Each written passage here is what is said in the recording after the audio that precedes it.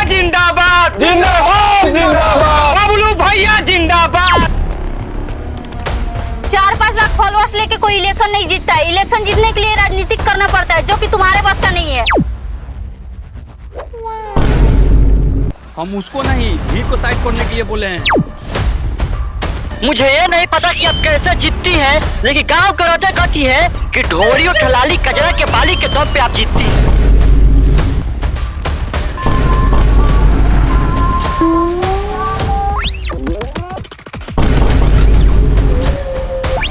खुश साला काला बमनी हो।